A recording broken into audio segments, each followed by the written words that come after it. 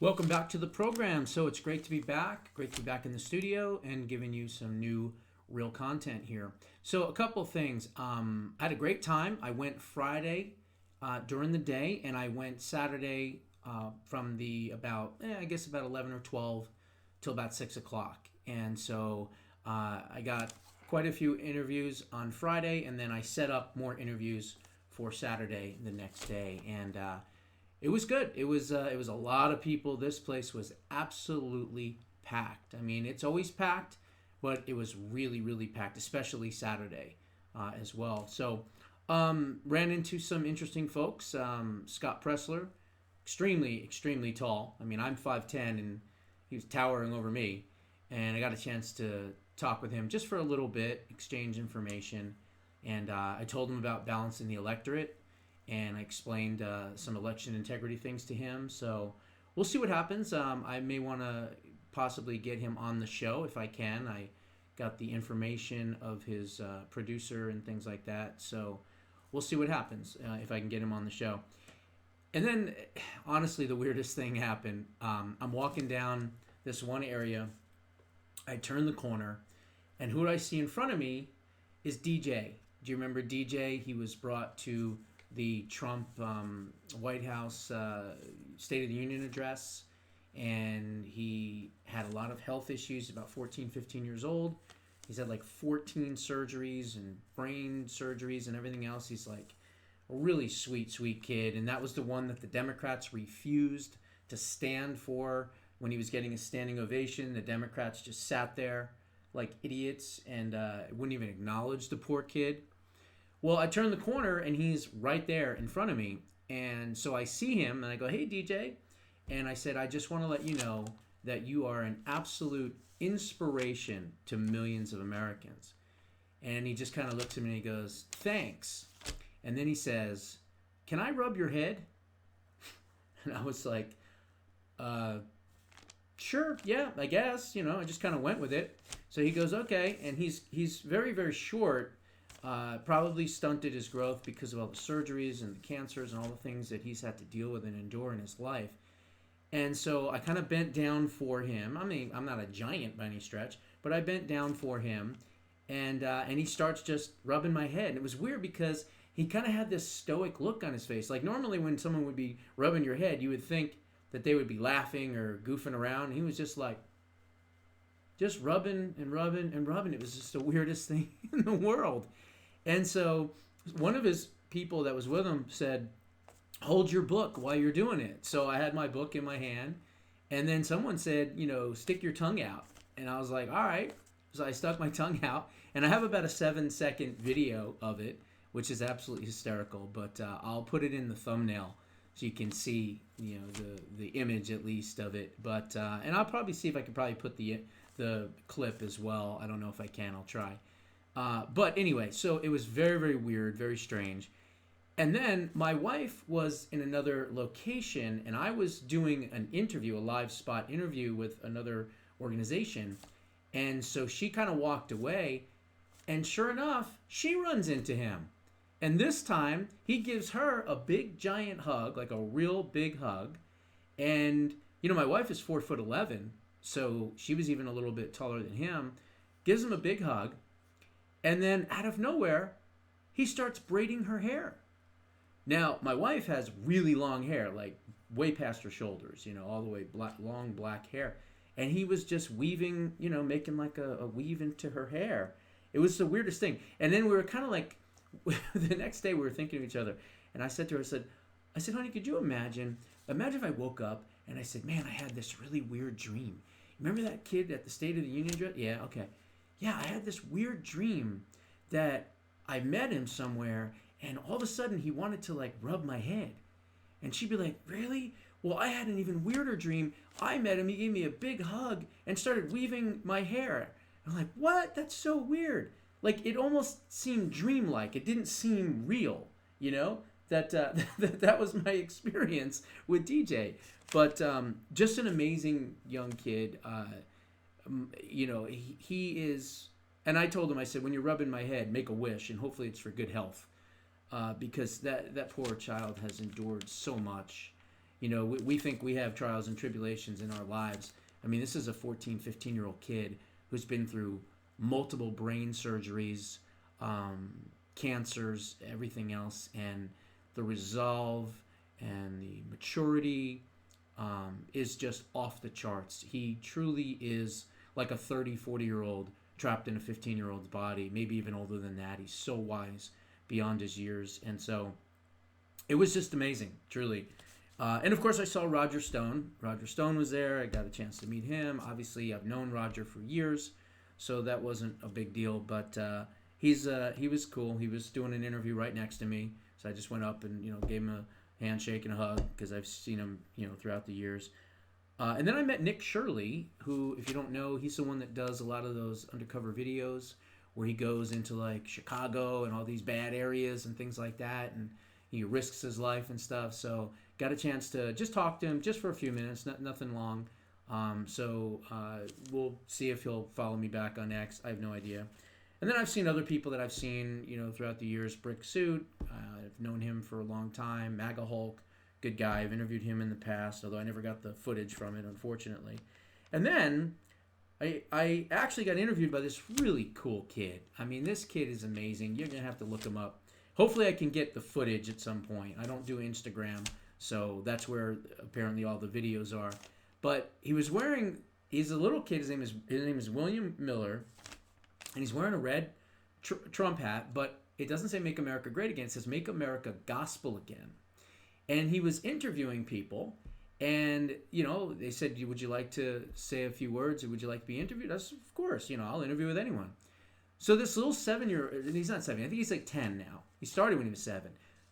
Confident, well-dressed, just a really nice little kid. And we're sitting there, and hopefully, like I said, I'll get the footage so you can see the interview yourself. But you could tell he just was very professional. He was right to the point. And he was like, so tell me, what does Make America Gospel Again mean to you? Real, profound, and he was just so cute. He was just a cute little kid. And so I had fun with him. I did about maybe an 8 to 10 minute hit, something like that. And it was great. It was a lot of fun. So his name is William Miller. He's about 10 years old. Apparently he's all over Instagram and stuff like that. And then what else was I going to say? And then I did interviews. As a matter of fact, one interview I'm going to drop right now tonight that is going to be the other segment of this show is with the post-millennial human events, I think it's called. And one of their producers did like a quick 10-minute just spot interview with me. And then I did another show on Friday that was really cool. These guys were wearing these t-shirts and hats that said Jesus was a Jew. So I'm walking around. I've got my cart with my books. I kind of went there to not only get live reads, live interviews and things like that, but also to try to sell some books, which I did. And so they're like, "What's your book about?" So I told them what the book about is, and he's like, "Well, you wanna talk about Jews and Jesus and things like that?" And I was like, "Well, I'm not an expert on religion, but if you want, I'll tell you why Jews are liberals." And he's like, "Really? Okay, come on." And so I did actually it was supposed to be like a 10-minute thing, but I think it was more like 20 minutes or 25. So it's pretty cool. It was good. So I did that interview. And then another guy that I've seen throughout the years that's been there a long time, it's called Street Strollers Media. I did like a 7-8 minute hit with them. And then I did one with The Watchmen and R.C. Williams. A very nice guy, really cool dude. And I think that one's like 28, 30 minutes. And these are all interviews that I have to get a hold of, or once they're uploaded and whatever, and I can get a hold of them, then I can start dropping them and putting them on. And then, I met some interesting folks that could possibly help my career.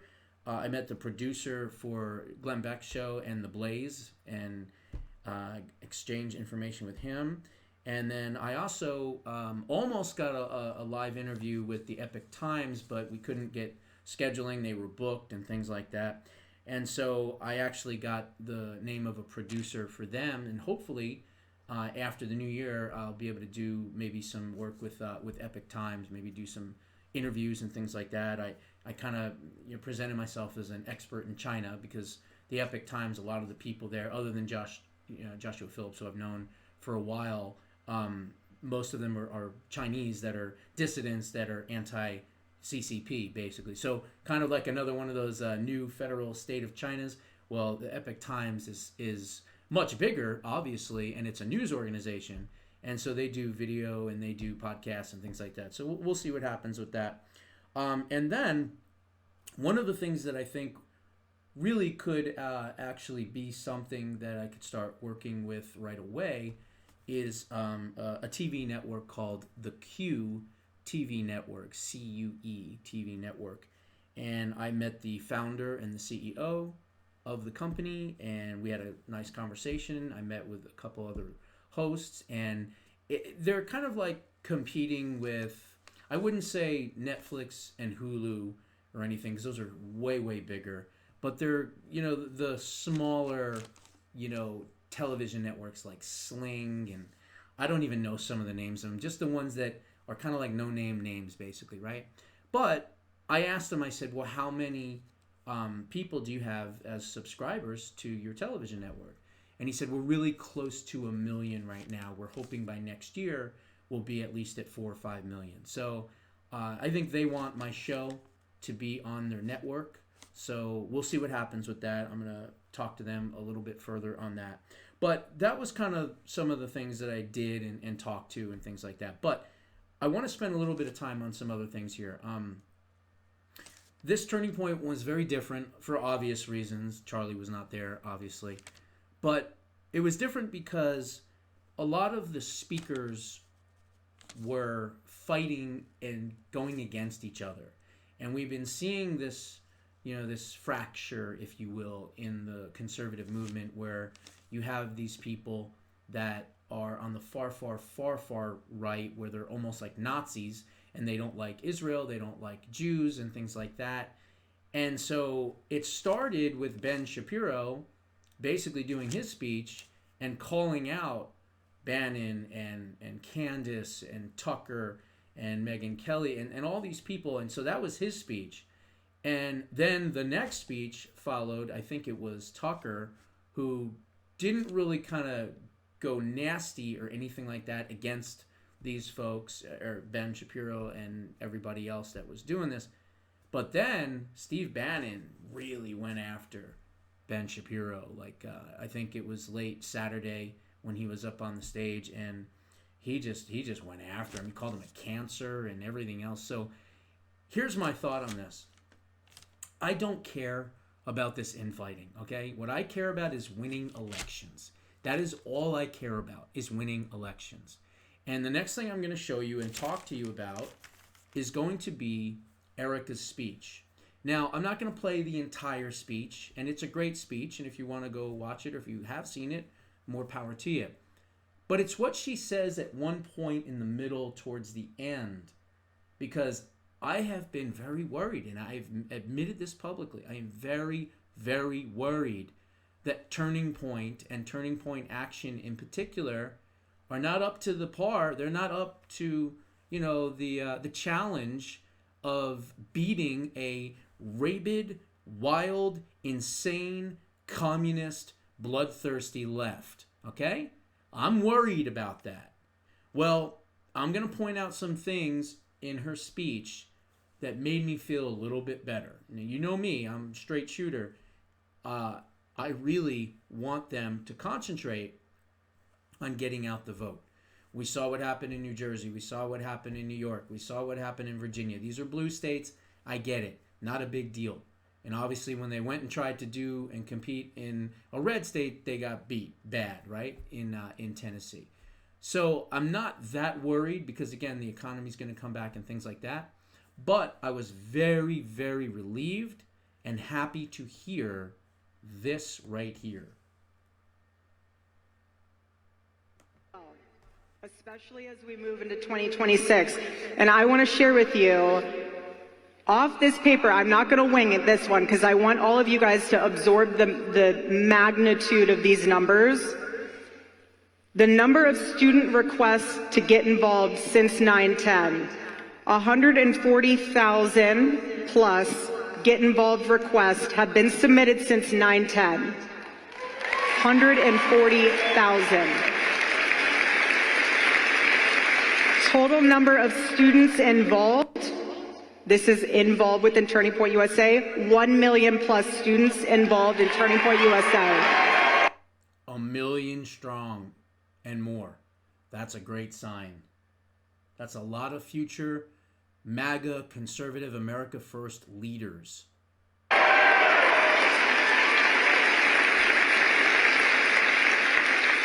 Current chapter numbers as of December 18th, 2025, 3,082 Club America chapters. 3,082 Club America chapters. Club America means what? High school. High school chapters. 3,082. That is phenomenal. That is absolutely phenomenal. Thrilled. Thrilled. 1,432 college chapters. 1,400 college chapters. That needs to get bigger too. So that leaves 4,514 total chapters as of today. And we are starting 50 chapters per day at Turning Point USA. 50 chapters per day. Turning Point is starting. 50 chapters per day. It's amazing. Something I also love right now is how we are getting some amazing state partnerships with Club America. I want to give a huge shout out to Oklahoma. Oklahoma's in the house. Florida. Okay. Indiana. Texas. Of course. And Tennessee. Another turning point for us for 2026 is the Make Heaven Crowded Tour, something I'm very excited about. I'll get to that in a second, but what she was pointing out in October in Oklahoma and Texas and Florida and Tennessee and Indiana and whatnot, those are state legislatures that have passed laws requiring TPUSA on high school campuses. That's good stuff right there. So here she's talking about, I think it's called the Crowding Heaven Initiative. What they're basically going to do is they're going to take the memorial that I went to, which was unbelievable. Like it was like a Christian revival, but it was just an incredible celebration of his life. It was just amazing. And they want to take that and make that a all around the country tour in 2026. Point for us for 2026 is the Make Heaven Crowded Tour, something I'm very excited about. For those of you who attended the memorial service, that revival is a slice of heaven that I'm going to make sure we take around this whole entire country. So we have different tour stops that are going to be coming up that I want you guys to be aware of. Feel free to take a picture whenever they put it up there. But if you're in any of these cities, we are bringing that to you. It's going to be amazing. God is so good. God is so good. I also want to note that our church partnership, since 9/10, we have over 8,000 church partnerships and counting.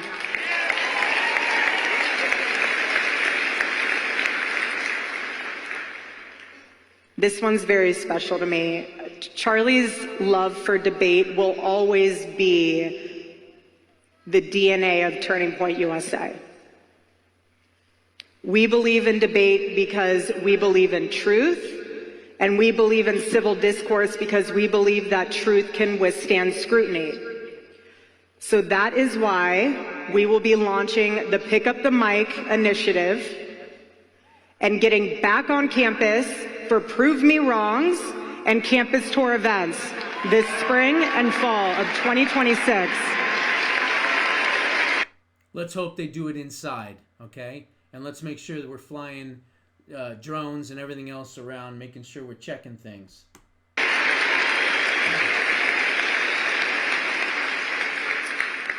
I'm also really excited about everything that we're doing at Turning Point Action. This is my favorite part of this entire speech. Listen. We are locked in and mission focused for both 2026 and 2028. We're investing in states and not just in races. So what I mean by that is we are building the red wall, Arizona, Nevada, New Hampshire. That's going to be very important to us. We're going to ensure that President Trump has Congress for all 4 years. We are going to get my husband's friend, J.D. Vance, elected for 48 in the most resounding way possible.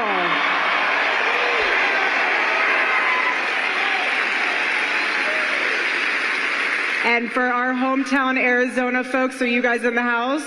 Arizona? Go bigs or go home is where we're at right now mentally.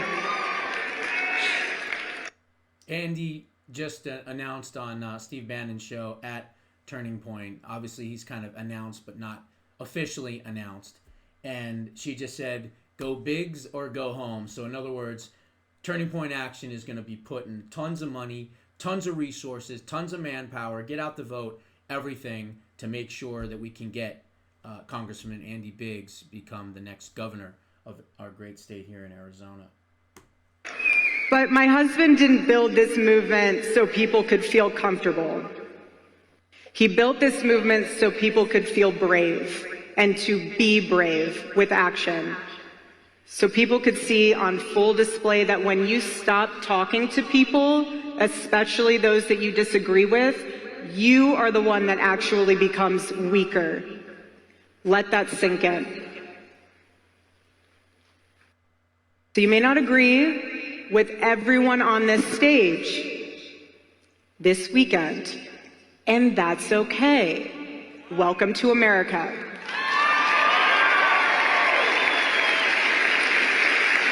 Charlie would have welcomed that.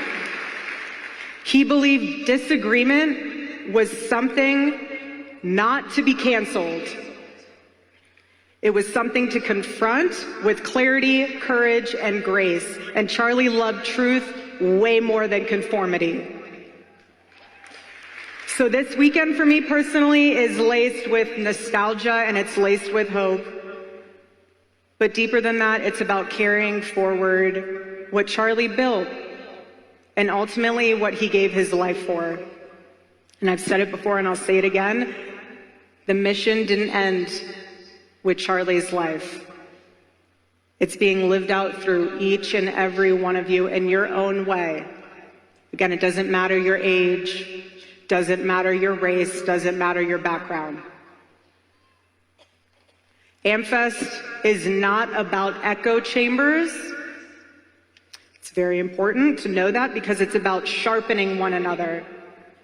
It's about digging deeper into ideas instead of retreating into slogans. And it's about remembering that freedom requires responsibility and truth requires courage. So my challenge to you this weekend is very simple. Don't just attend AmFest. Let it mark you. Let it stretch you.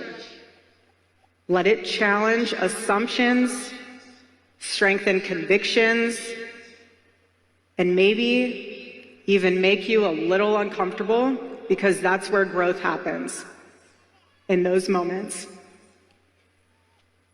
Let it be another turning point in your life. Another moment where you decide not to drift, not to disengage, not to give into cynicism, but to stand up boldly, to be brave, to speak clearly, because that is how we are going to honor Charlie. We are going to honor him not just with words, but with action. So with that, welcome to AmFest. So it was a beautiful speech. The whole thing was great, but I wanted to kind of pinpoint the things that I felt were most important, because these big conventions and all these wonderful things that we're doing, if we're not motivated to beat the left, none of this matters. And so it looks, at least at this point, that Erica and the organization is going to really put a lot of resources and take 2026 and 2028 very seriously. That is something we haven't heard. I finally got a chance to hear it myself, and I wanted to make sure that you all had a chance to hear it as well. Before we end this segment, I want to say this. Nicki Minaj. I'll admit I don't know anything she sings. I couldn't name one song, but you know what? It doesn't matter. The song of her heart is all that I care about. And she came out on the stage today with Erica, and apparently Erica and her are now pretty close. And that's wonderful. Wonderful for 2026 and 2028. If you didn't get a chance yet to hear the entire sit down with Erica and Nicki Minaj, it's worth it. Definitely get a chance to do it, because at the end of watching that, I turned and I looked at my wife. I said, Lori, I said, this is going to be huge for 2026. She said, what do you mean? I said, all she's got to do is put Nicki Minaj out, in the campaign trail and things like that, in swing states or whatever. You're going to have all the youth that love her, that have seen her and watched her and listened to her music and this and that for all these years. She's going to be a huge asset in 2026 and 2028. She is a devout Christian woman. She is somebody that has reached that echelon in her career of power and fame and money, to where now she has enough fame, power, and money where she has FU, power, fame, and money. So in other words, she's reached that point where she doesn't have to watch what she says. She doesn't have to be quiet anymore. She is now at that level where she can be and talk exactly who she is. And she is a big-time Christian. And this is wonderful, because she'll go out there and she'll go out there on the campaign trail on Erica's, ask, because they're close. And that's going to help bring in a lot of votes, folks. A ton of votes. So I am really, really excited about Nicki Minaj joining in with Erica Kirk and the whole Turning Point action thing. I think it's going to be amazing. So anyway, that was my experience for the 2 days, and we'll talk more about it, of course, probably on Thursday. Anyway, those are my thoughts. What are yours? Put them down in the comments below. We'll see you in the next one.